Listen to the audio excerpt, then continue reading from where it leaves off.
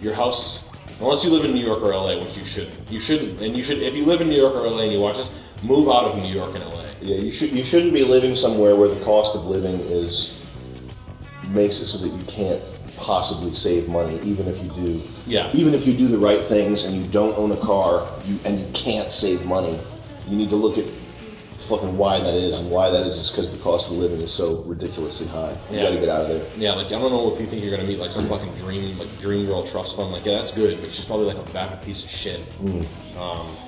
That's gonna dump you in the first sight of someone with actual money, because it turns out fucking rich trust fund girls don't like fucking scrubs.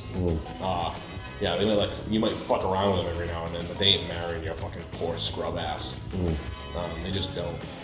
And if you got one hit at money in like LA and you made like a nice chunk of savings, go back to your fucking shitty hometown, or do some research and go to Buffalo, New York, or Pittsburgh, or like Ohio, or suburbs of New England, or Northern California, Colorado suburbs, Texas suburbs, North Florida non-panhandle other side, South Georgia, North Carolina, South Carolina, Delaware. Like, go there and prosper. Open your cool LA restaurant in Delaware.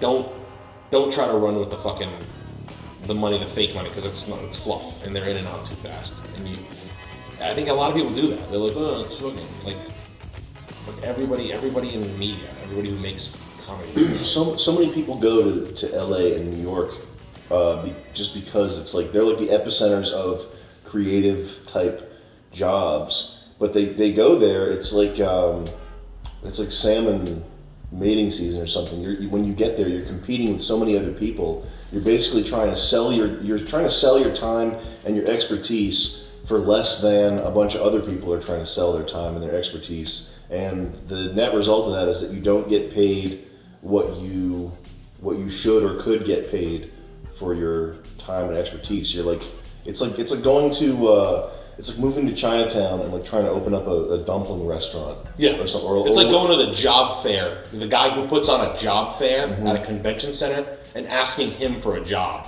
Like, it's like you need a job, so you move. It's not the land of creativity. It's the land of creative types. And creative types are fucking terrible. And ultimately, creative types, they're like Chinese restaurant short order cooks. Like, when you go into your office and there's like, when you go into your cool, like, New York City, second floor warehouse office where they have koosh balls and they have like a fun food brought in every morning or every Friday morning. It's like, oh, guess what? We got fucking, we're getting tacos today, dude.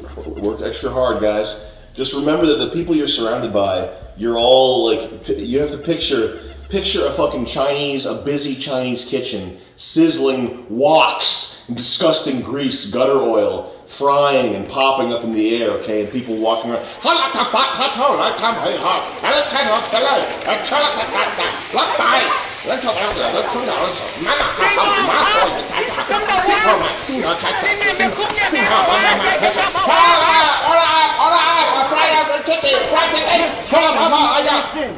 Okay? That's where you're working, because that's the type of price competition that you're doing. You're like, oh yeah, I'll grind my fingers into this keyboard extra long for $70,000 a year, for the promise of $70,000 a year, even though right now it's 55.